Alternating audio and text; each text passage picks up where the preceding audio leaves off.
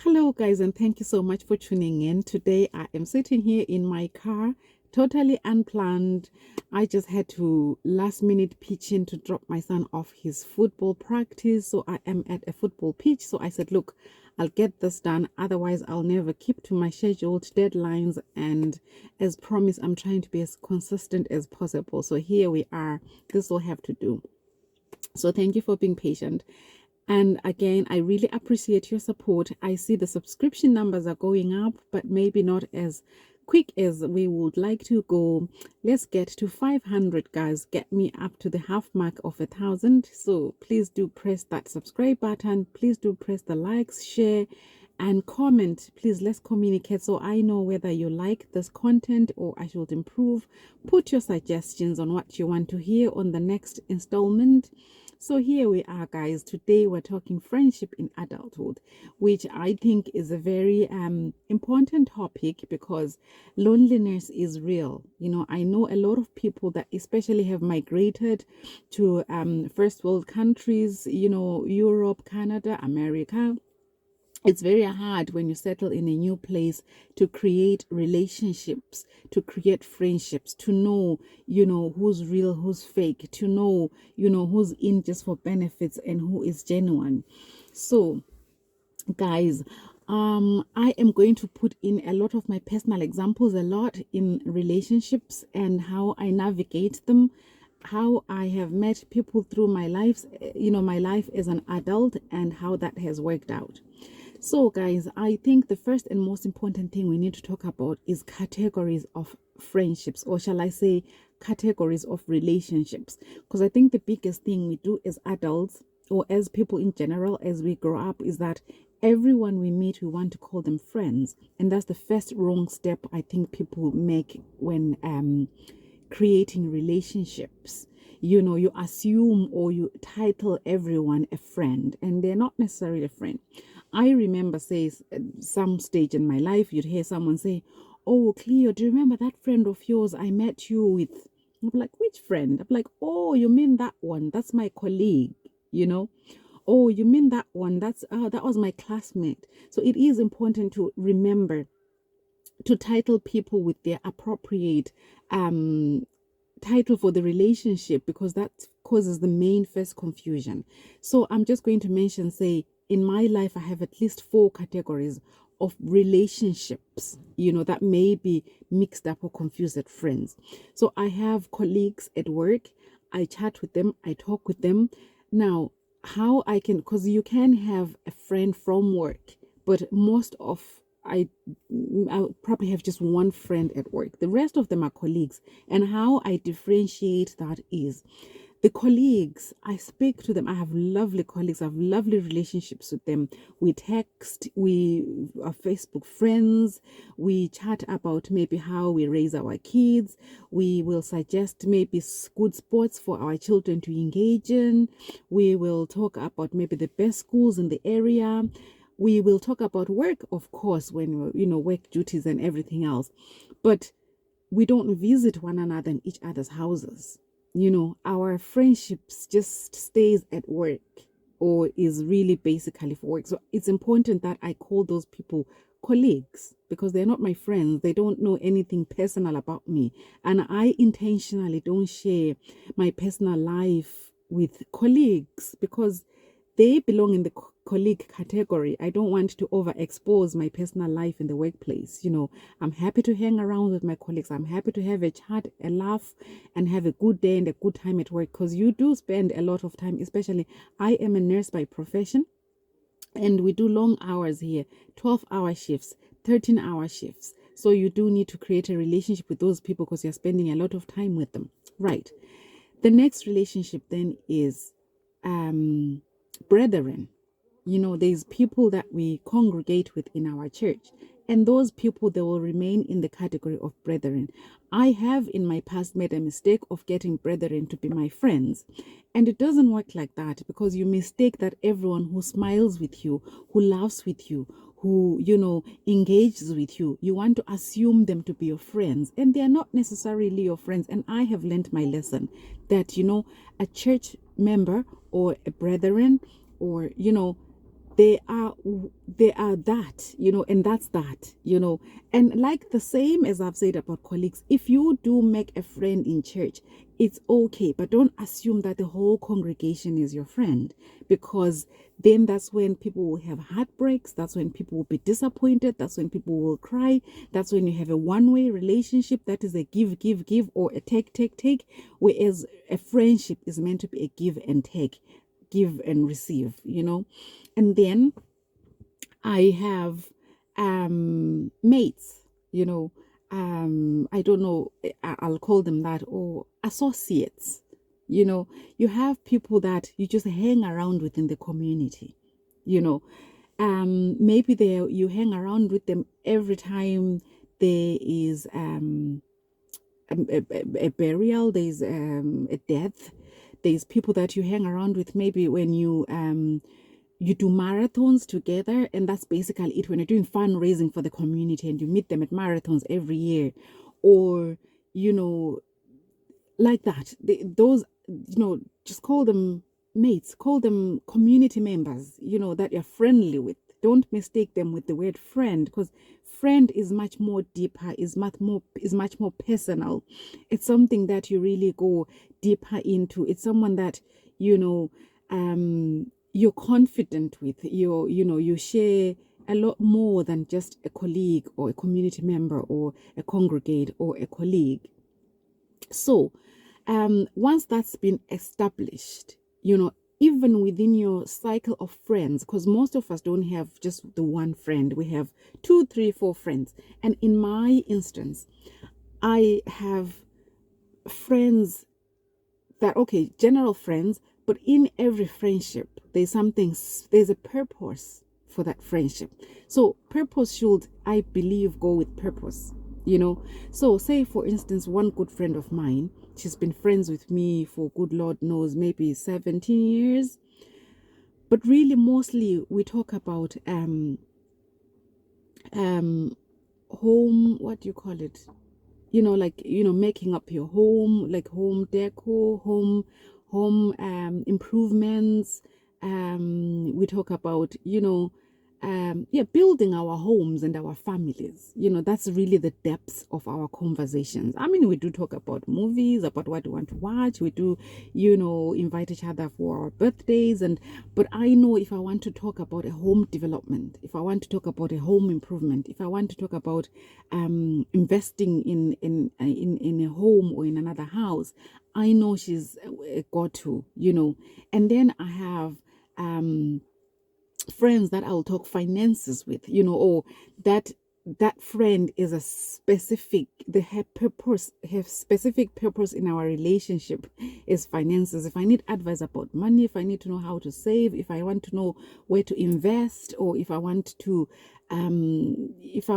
just discuss budget and groceries have gone expensive, or how can we save, or a new job, or is there any better paying employer out there, I know she's a go-to, then so that's what I mean.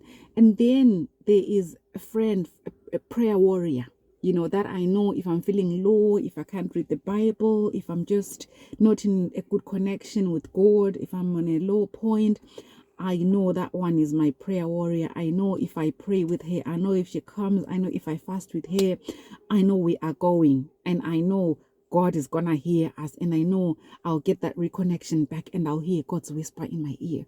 So not that we don't talk about, and like we would go shopping together, we would go for walks together, we would, she might cook something and invite me over, but her main purpose in my life and in our relationship is my spirituality. So hence and once you do that, then you don't have these unnecessary 10 friends that you will end up crying tears, or that you'll end up being forced to talk about one another. Because another thing to know whether someone is a true friend or not, if you're with that person, or if what I use personally to define or to determine whether this person is a true friend or not, if I'm with her and she's talking about Mary is like this, or Mary is is a B, and Mary is, and okay, next time is Veronica is, did this, and Veronica said, then I know chances is that 9 out of 10, when she's not with me, Cleo is like this, Cleo is a B, Cleo said, so then I know that's a red flag. Even with friends, there's red flags. We talk about boyfriends or husbands, or male partners, and red flag. There's also red flags in friendships. And if someone is always tech, I want this. Can you do this for me? Can you run here? And if you sit down and reflect on what has this person brought in my life, because a friend has to enhance you. A friend has to, give positive energy. A friend has to inspire. I also like to associate with people that are better than me. If you find yourself that you cannot tolerate people that are better than you around you, then you have to do soul searching, because sometimes we fail in relationship, not because the other people you meet are bad, no, but because there's something that you're not doing right yourself.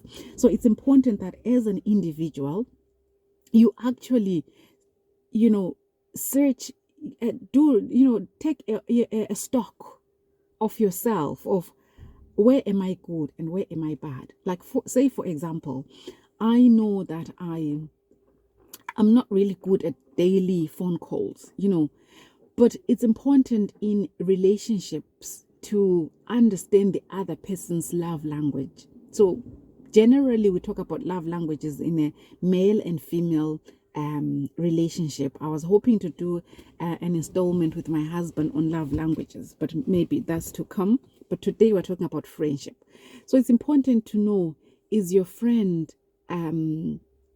does she like touch as a sign of a love language? When you meet, does she like hugs? When she's going away, does she hug? Or is she service, God Lord, I've forgotten my love languages.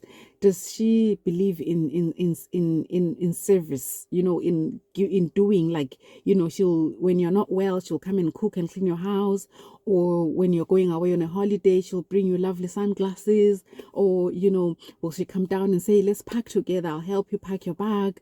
So it's important to know, how your friend receives love and how your friend gives love. So that way, no one is feeling cheated, no one is feeling left out, no one is feeling like they're not doing things right.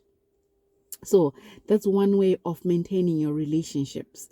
And then talking about that friend that talks about other people. So let's talk about letting go of a relationship. As we grow, say, for example, I have friends that I met in primary school, in college, and as we grow, people diversify as they grow.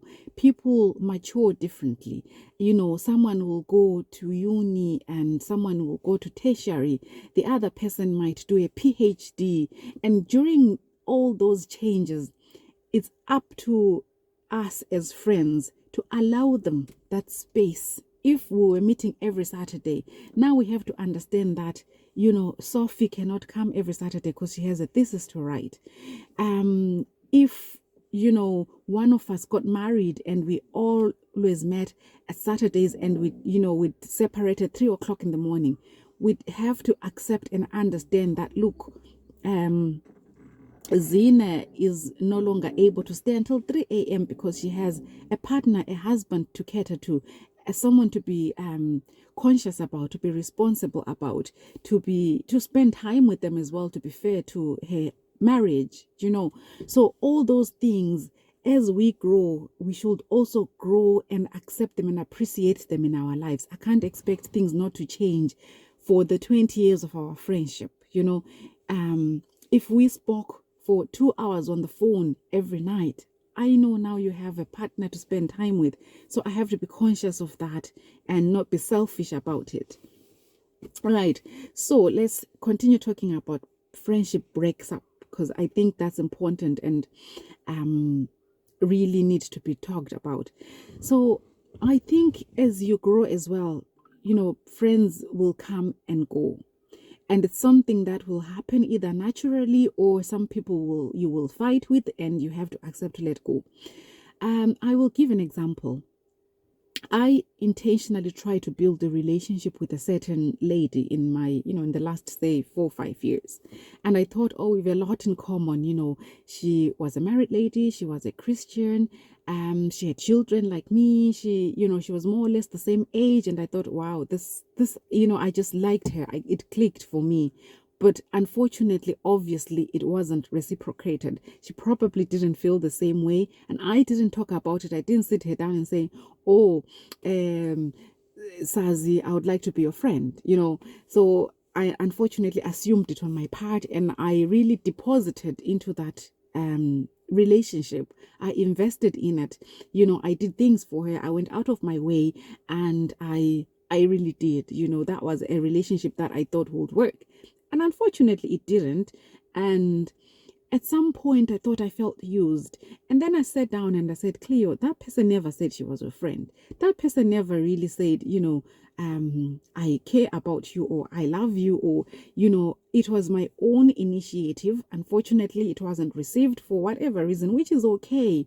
And I initially, like I said, I felt used. And then I thought, no, you were not used.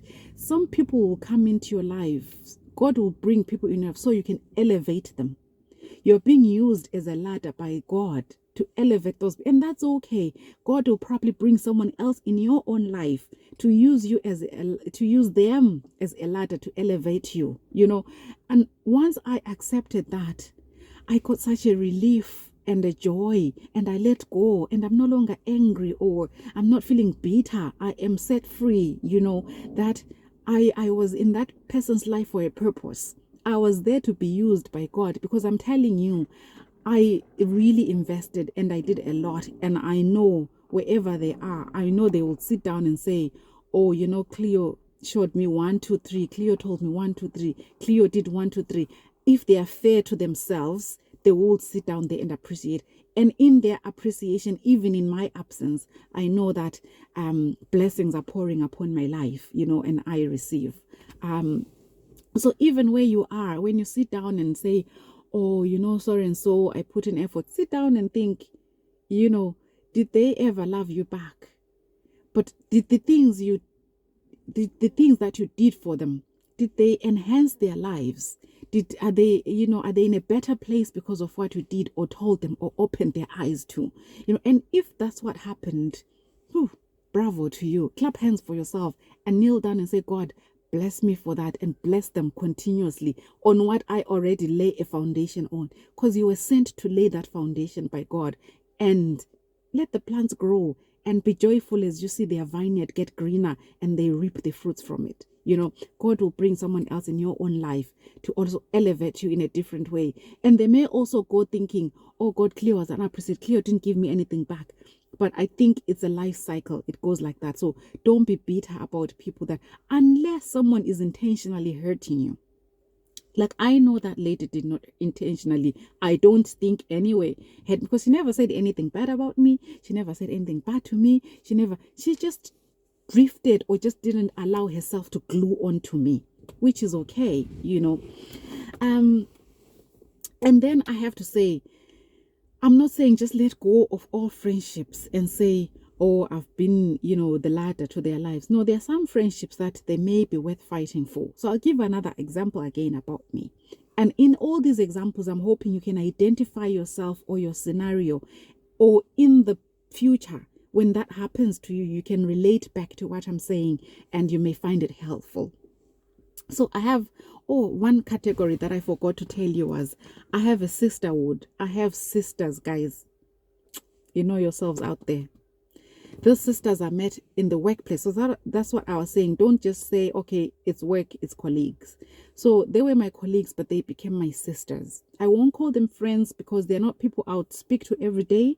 They're not people that I will visit every day. They're not people, but they are people that are always there for me, guys. Always there for me. If I'm crying, they'll wipe my tears. If I am rejoicing, they will come and jump around with me. If I am, so the good, the bad, the ugly, they are there, and I mean that. So, right, these were good, and we're all good, and we'll communicate maybe once a month. And I'm not sure I've been equally been there for them, but I try. I try to be a good friend. So I'm sure they'll identify themselves in the video if they do watch. But then roll on, say a year ago, I had a misunderstanding with one of my sisters. My sisters in life, right? Not by birth, not by default. I chose them, and I choose them every day to be my sisters. So roll on 1 year ago, we had a really misunderstanding, an indirect, misunderstanding. So this was through a family member and right. And we didn't, okay, so she asked me, oh, Cleo, what happened there? And I tried to explain. But anyway, things didn't go well. And we didn't speak for a long time. And I missed her dearly, and I thought, I took a stock, ngathatha stock, no man, Moses has been there for me. And 1, 2, 3, 4, she has enhanced my life. I feel she has built me. She has, taught me 1, 2, 3 things in life. And she's been there for me. And I thought, is this worth letting go of this sisterhood? So I sat down and I reflected and I said, no, the answer was no, it's not. It's not worth losing the sisterhood. And not necessarily that I was wrong, and she wasn't wrong either. So it's a bit complex, but we could have easily just let that relationship go. But in my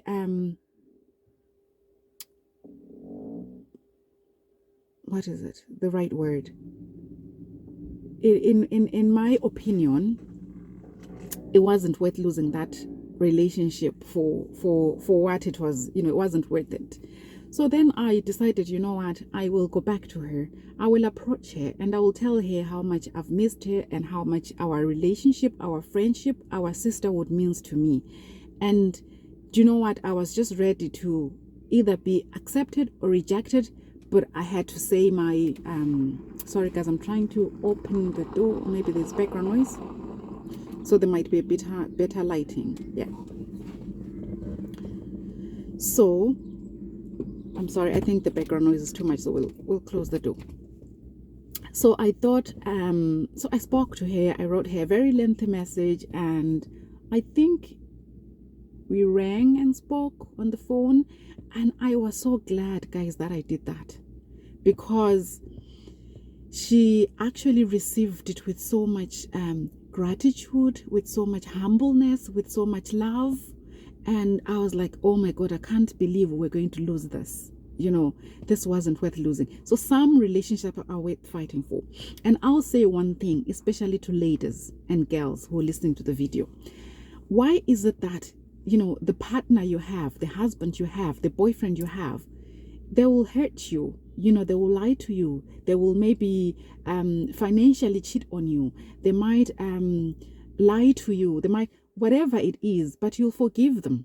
Not once, not twice, not 3 times. I have forgiven my husband. I have forgiven boyfriends in the past. But why is it hard then to forgive your boyfriend? I beg your pardon, to forgive your girlfriend? Why is it hard to forgive your friend? Why is it hard for you to forgive the lady that you call your friend or your best friend? Why don't you give them a chance? Why is it that you want, ungihlebile, vele ngiphumile kuye mina ngiyazikhupha kuye? Why can't you sit down and say, girl, I didn't like what you did A, B, C, D. I didn't appreciate you the last time you came to my house and you spoke to me in a discerning manner. And hear what she says. Now, if they receive it nicely and they apologize and they say, girl, I really didn't mean to. I didn't, realize it was going to hurt you this much. I'm really sorry. Can we have dinner over it? So, guys, that's how I feel. Accept relationships that can be let go and work on relationships that you feel are worth fighting for. So relationships that are worth letting go, they're the ones that they're not giving back. They're not building you. They're not giving you growth. They're draining you. you feel exhausted, after spending so much time with that person or doing so much for that person, then this relationship is worth letting go. I have to let it go. I have let relationships go because they are no longer purposeful in my life. And sometimes there's a lovely, lovely friend of mine. She is so good to me. She's been so good to me. But I met her, say, 22 years ago. And our lives are so totally different now. We have very, very little in common. She is lovely. She'd never hurt a fly. She'll go out of her way to do anything for you. But I just find our life circumstances have drifted and been so different. Like, we had met during times where I loved partying, I loved dancing, and she's still in that era. She has held on to her youthfulness. Nothing wrong with that. But I have just been tired. I like my quiet times. I enjoy my night ins. I just like my peace. And she likes engaging. She likes the loudness. She likes the crowds. She likes the braais. So it's okay to just drift, to swiftly and softly drift away from that relationship without hurting anyone, without texting to say I no longer want to be a friend. And still, I still communicate with her now and again, but it's not the same. And I accept that. And you can allow that, allow your growth to control who you're friendly with and who you're not with, because there's no point in me in my drained, tired stage to try and force myself to go and jump around at a party where I'm honestly no longer giving or benefiting anyone in that scenario. So guys, thank you so much for tuning in. Let me not drag it. Please do comment down below, press that subscribe button. Please allow the channel to grow, and share, subscribe, comment, and keep engaging. Thank you so much. Take care of yourselves and of each other.